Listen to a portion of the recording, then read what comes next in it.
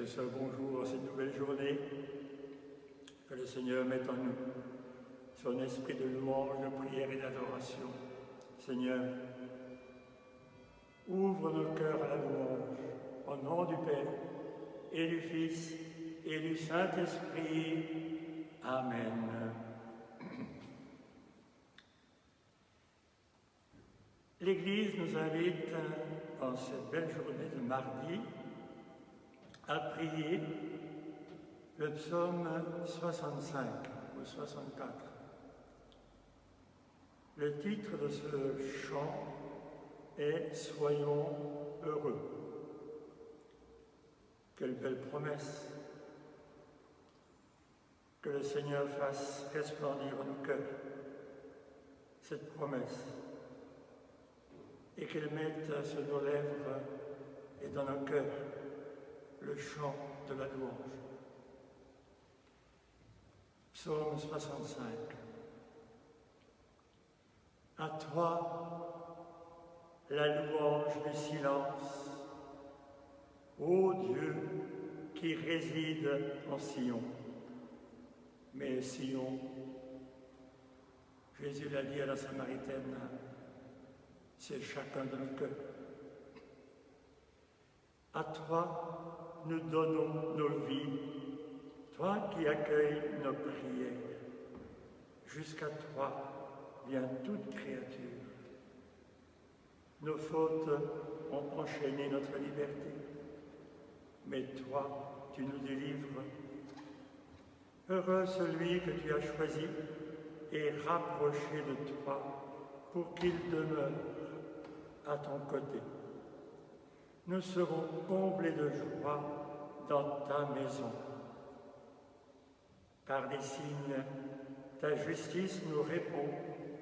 Dieu, notre délivrance, espoir des extrémités du monde et des îles lointaines.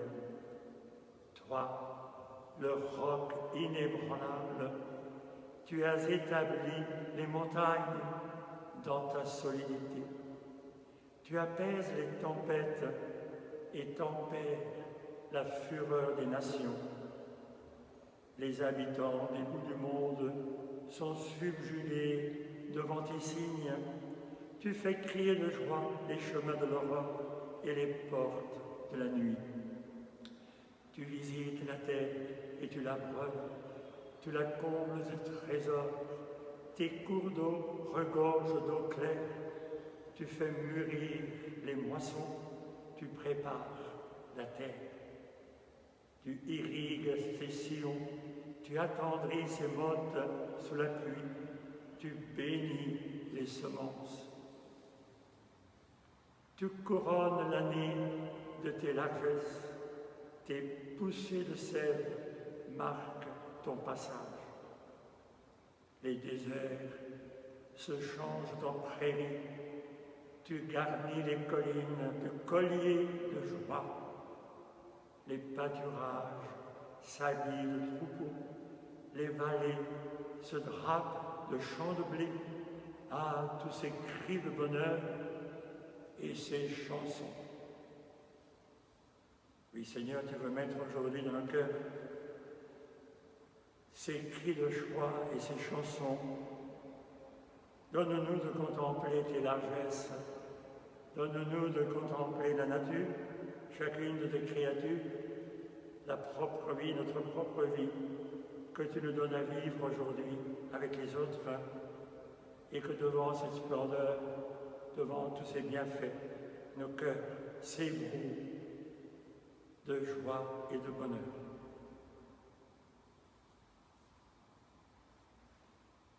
Frères et sœurs, nous suivons dans les Actes des Apôtres les premiers grands missionnaires, Paul et Silas, dans leur deuxième voyage missionnaire. Et voilà qui les a conduits dans notre bonne Europe. C'est l'Esprit même de Jésus qui leur a inspiré de traverser la mer et d'aller atterrir en Macédoine, en Europe. Et dans cette première ville qu'ils rencontrent, Philippe, Paul et Silas vont rester un an à annoncer la bonne nouvelle du Christ. Il n'y avait pas dans cette ville de synagogue. Ils ont rejoint un endroit près d'une rivière où des Juifs, et surtout des Juives, et des païens qui étaient en train de se raccrocher au Dieu d'Israël, des craignants Dieu se réunissaient. Et Paul a rencontré là un groupe de femmes, Lydie et d'autres, qui l'ont accueilli, écouté. L'Esprit Saint a ouvert leur cœur profond à la parole. Elles se sont tournées vers Jésus, Paul les a baptisées et elles l'ont accueilli dans leur maison. Paul avait besoin de grandes maisons dans chaque ville où il arrivait pour qu'il puisse rassembler ses premières communautés chrétiennes de 10, 20, 30, 40 personnes, parce qu'il n'y avait pas d'église, ni de temple, ni de cathédrale. Il n'y avait que des maisons pour accueillir la communauté chrétienne.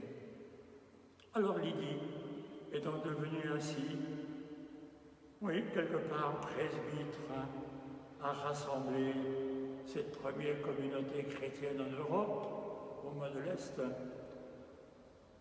à la rassembler, à célébrer l'Eucharistie.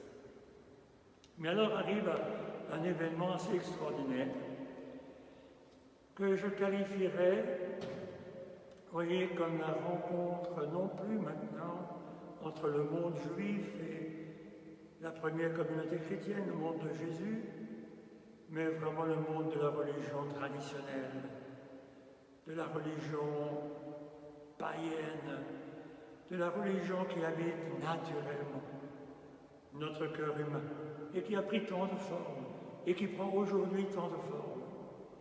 La rencontre un peu violente souvent entre cette religion qui nous tient à cœur parce qu'elle nous rassure et la foi en Jésus qui est une conversion de cette religion. Effectivement, le récit nous raconte comment il y avait, voilà un exemple concret, dans cette ville de Philippe, une famille aisée qui avait une servante, une esclave, qui avait des dons de divination, elle était un peu médium. Il y a toujours encore aujourd'hui des personnes de la communauté qui ont ce don-là.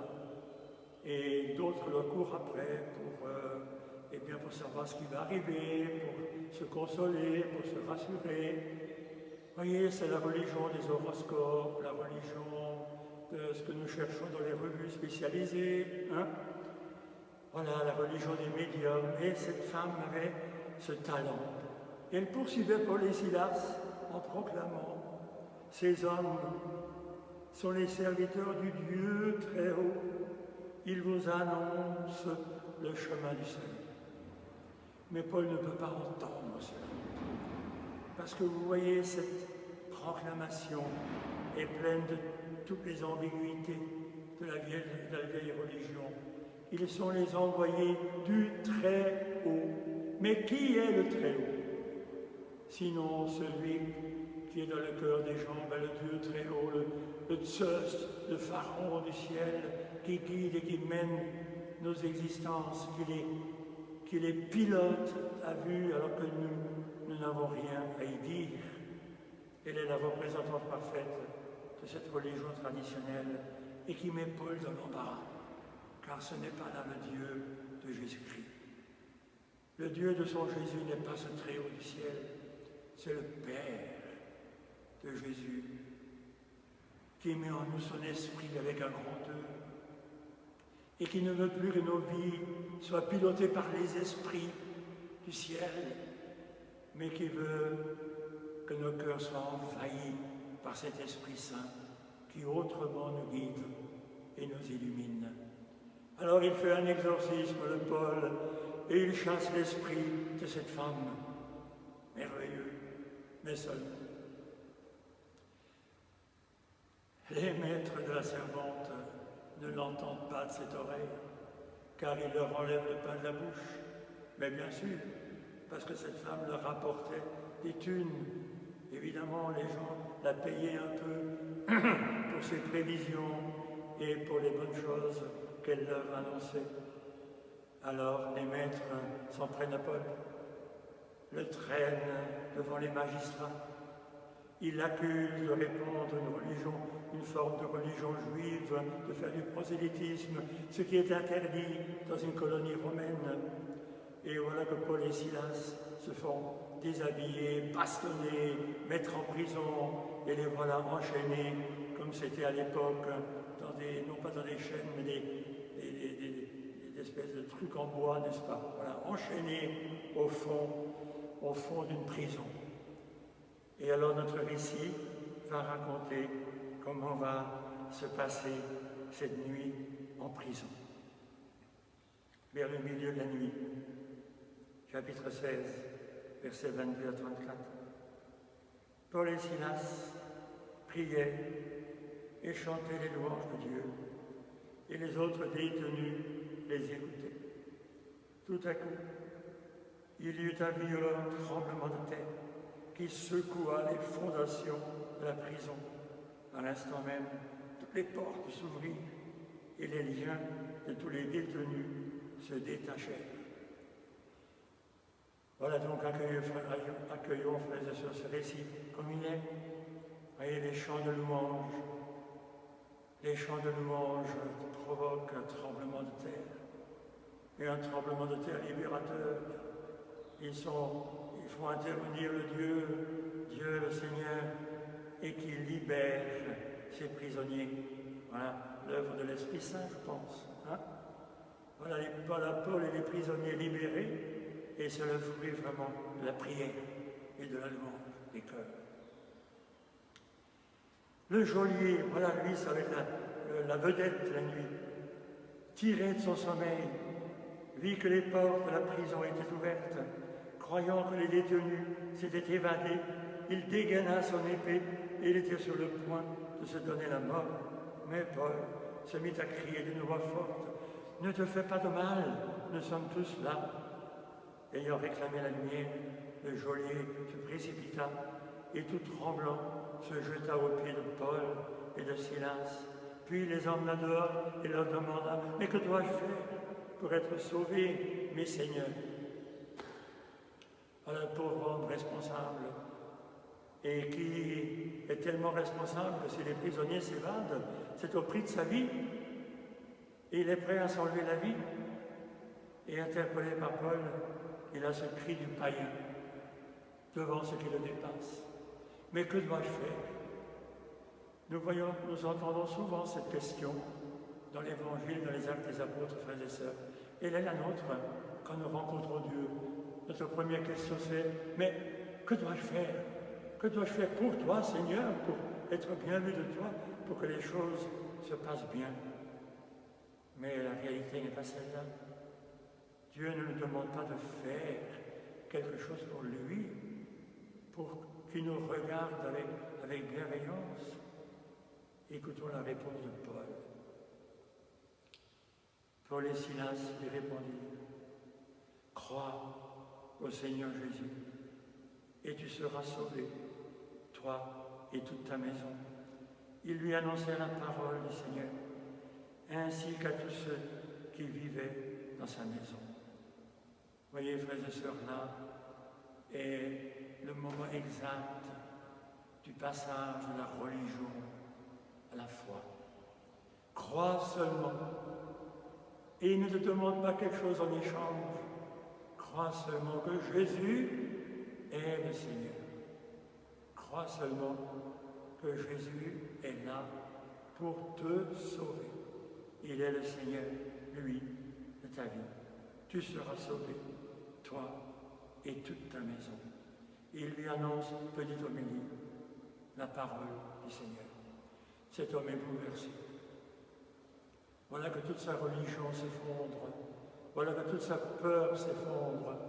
Voilà qu'il est devant la libération annoncée en Jésus-Christ, dans l'amour de l'Esprit Saint, à l'heure même, en pleine nuit. Il les emmène pour laver leurs plaies. Aussitôt, il reçut le baptême avec tous les siens. Puis il fit monter chez lui Paul et Silas, il fit préparer la table, et avec toute sa maison, il laissa déborder sa joie de croire en Dieu cette fois-ci. Non plus le Très-Haut, le Pharaon du ciel, mais Dieu qui est le Père, l'Abba Père de Jésus. Voilà l'homme transformé, transfiguré, et qui fête le salut par le festin de la rédemption. Frères et sœurs, voyez comment nous assistons dans les actes des apôtres à l'irruption au cœur de nos religions, au cœur de nos peurs, de notre détresse, de nos manques de foi, de nos mauvaises façons de croire et de ne pas croire. Voilà comment nous assistons à l'irruption de la foi en Jésus. Et bien que ce miracle continue à se produire parmi nous, prions pour que des hommes, des femmes, des enfants, des jeunes se laissent atteindre aujourd'hui par la parole, crois seulement que Jésus est ton Seigneur. Prions avec l'Église. Supplions le Père d'écouter Jésus, toujours vivant, qui intercède pour les hommes. Dans ton amour, souviens-toi de nous. Dieu, Maître de la vie, restaure en nous l'image de ton Fils, que nous devenions en lui des créatures nouvelles. Détruis les germes de mensonges et de perversité, que nous vivions dans la vérité du Christ. Donne-nous d'abattre les murs qui séparent, et de bâtir la ville où tous ensemble ne font qu'un.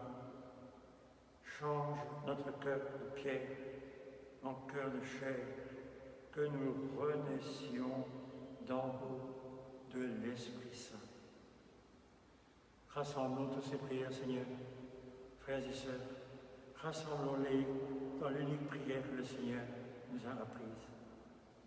Notre Père qui es aux cieux, que ton nom soit sanctifié, que ton règne vienne, que ta volonté soit faite sur la terre comme au ciel. Donne-nous aujourd'hui notre pain de ce jour. Pardonne-nous nos offenses, comme nous pardonnons aussi à ceux qui nous ont offensés, et ne nous laisse pas entrer en tentation, mais délivre-nous du mal, car c'est à toi qu'appartiennent le règne, la puissance et la gloire, pour les siècles des siècles. Amen.